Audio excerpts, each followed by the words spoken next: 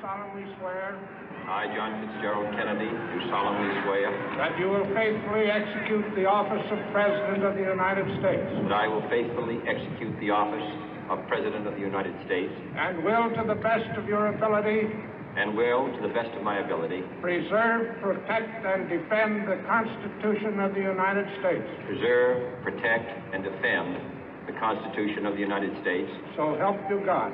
So help me God.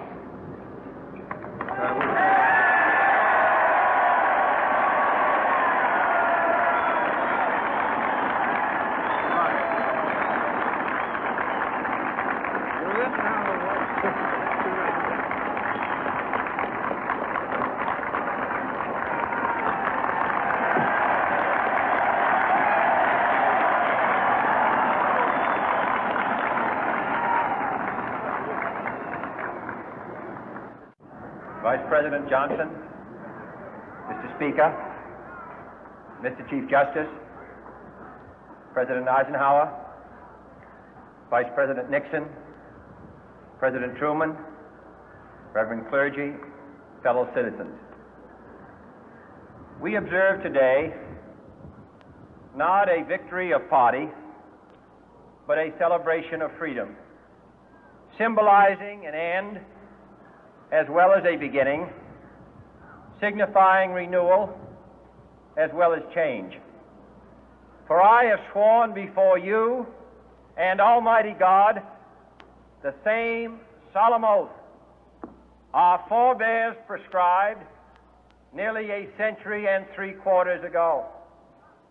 The world is very different now, for man holds in his mortal hands the power to abolish all forms of human poverty and all forms of human life. And yet the same revolutionary beliefs for which our forebears fought are still at issue around the globe. The belief that the rights of man come not from the generosity of the state, but from the hand of God. We dare not forget today that we are the heirs of that first revolution.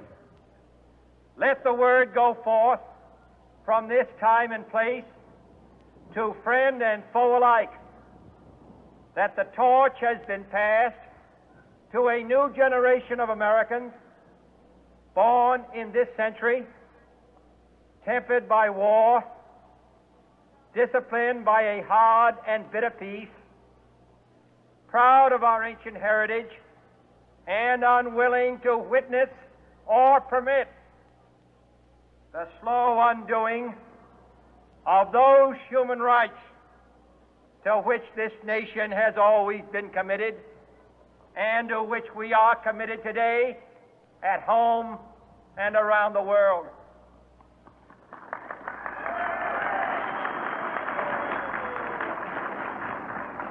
Let every nation know, whether it wishes us well or ill, that we shall pay any price, bear any burden, meet any hardship, support any friend, oppose any foe to assure the survival and the success of liberty.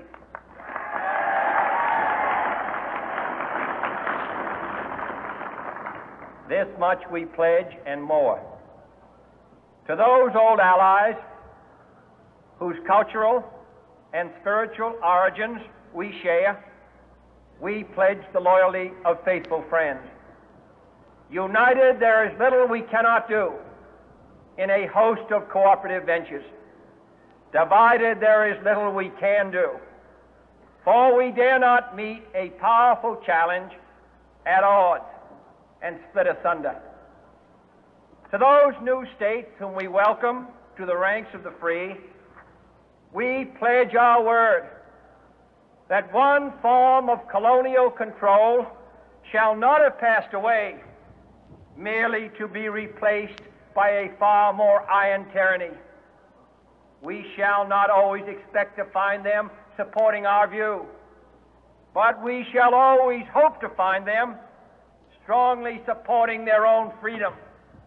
and to remember that in the past, those who foolishly sought power by riding the back of the tiger ended up inside.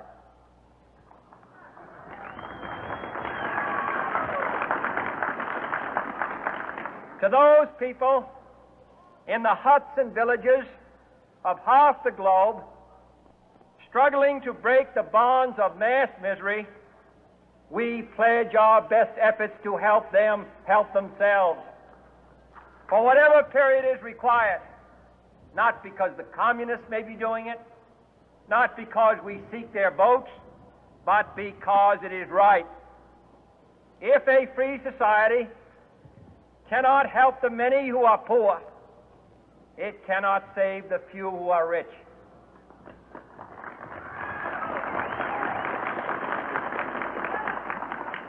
To our sister republics south of our border, we offer a special pledge to convert our good words into good deeds, in a new alliance for progress, to assist free men and free governments in casting off the chains of poverty. But this peaceful revolution of hope cannot become the prey of hostile powers. Let all our neighbors know that we shall join with them to oppose aggression or subversion anywhere in the Americas. And let every other power know that this hemisphere intends to remain the master of its own house.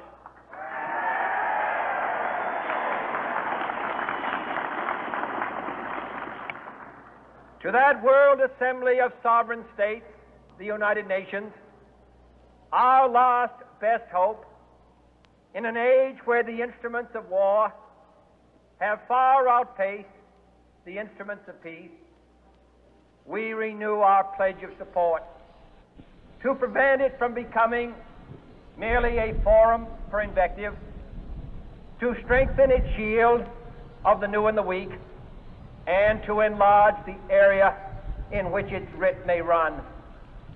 Finally, to those nations who would make themselves our adversary, we offer not a pledge, but a request that both sides begin anew the quest for peace.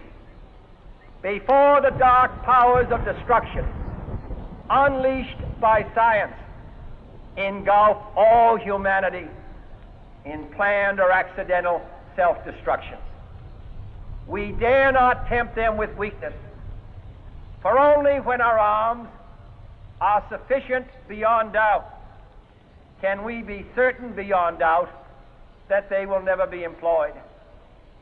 But neither can two great and powerful groups of nations take comfort from our present course, both sides overburdened by the cost of modern weapons, both rightly alarmed by the steady spread of the deadly atom, yet both racing to alter that uncertain balance of terror that stays the hand of mankind's final war.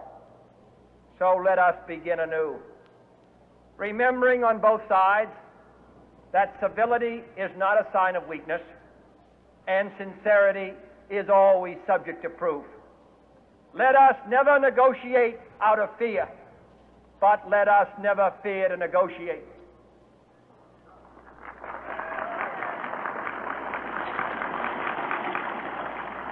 Let both sides explore what problems unite us, instead of belaboring those problems which divide us.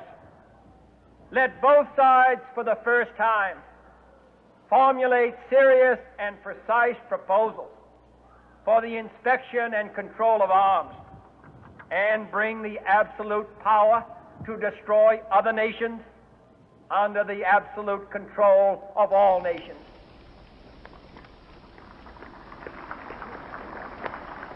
Let both sides seek to invoke the wonders of science instead of its terrors.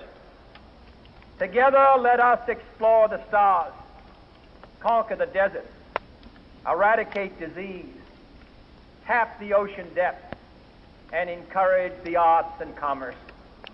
Let both sides unite to heed in all corners of the earth the command of Isaiah to undo the heavy burden and let the oppressed go free.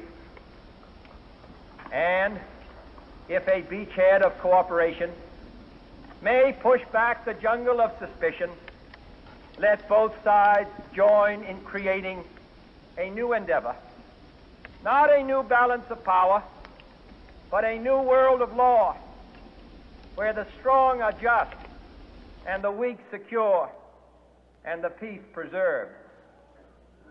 All this will not be finished in the first 100 days, nor will it be finished in the first 1,000 days, nor in the life of this administration, nor even perhaps in our lifetime on this planet. But let us begin.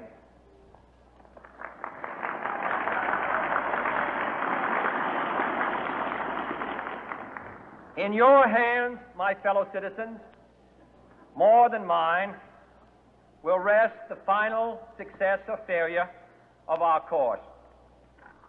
Since this country was founded, each generation of Americans has been summoned to give testimony to its national loyalty. The graves of young Americans who answered the call to service surround the globe. Now the trumpet summons us again, not as a call to bear arms, though arms we need, not as a call to battle, though in battle we are, but a call to bear the burden of a long twilight struggle, year in and year out, rejoicing in hope, patient in tribulation, a struggle against the common enemies of man, tyranny, poverty, disease, and war itself. Can we forge against these enemies a grand and global alliance, north and south, east and west, that can assure a more fruitful life for all mankind? Will you join in that historic effort?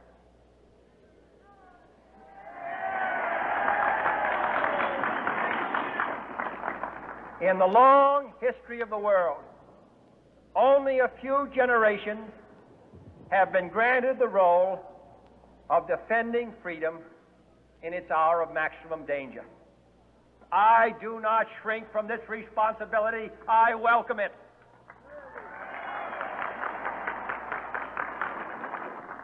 I do not believe that any of us would exchange places with any other people or any other generation. The energy, the faith, the devotion which we bring to this endeavor will light our country and all who serve it.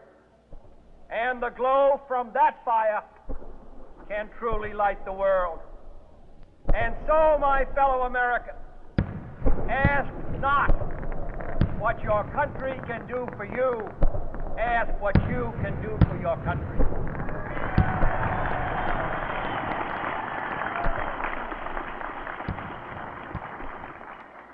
My fellow citizens of the world, ask not what America will do for you, but what together we can do for the freedom of man.